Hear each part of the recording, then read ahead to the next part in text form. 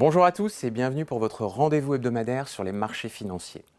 Après le violent rebond des actifs risqués depuis fin octobre sur fond de repricing des anticipations monétaires pour 2024, le rendez-vous de la semaine était bien évidemment l'allocution de Jérôme Powell afin de déterminer si les investisseurs se sont emballés sur les baisses de taux directeurs pour 2024, conduisant à un positionnement peut-être trop optimiste.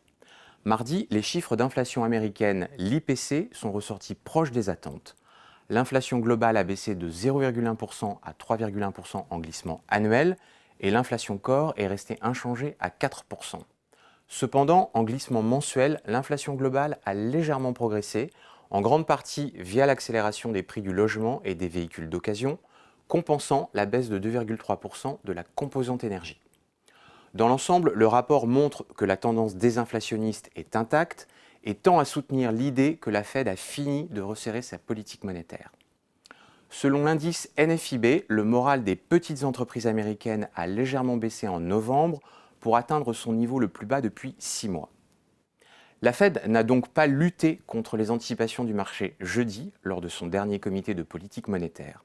Ses membres notent que l'inflation ralentit, ils baissent leur taux cible avec une majorité qui anticipe 3 ou 4 baisses l'année prochaine pour les amener à 4,6% fin 2024.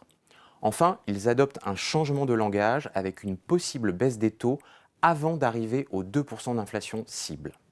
In fine, un message très accommodant qui a fait rallier les marchés, moins 35 BP sur le 2 ans et le 10 ans US et des taux réels qui s'écrasent.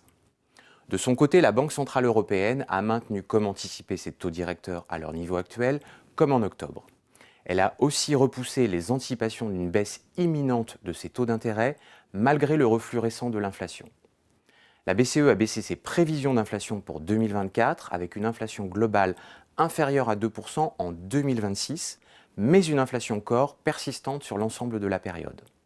Enfin, elle annonce la normalisation plus rapide que prévue de la taille du bilan, avec la fin graduelle du réinvestissement des titres du PEPP à la fin 2024. La semaine prochaine devrait être plus calme avant la trêve des confiseurs. Bon week-end à tous et à la semaine prochaine.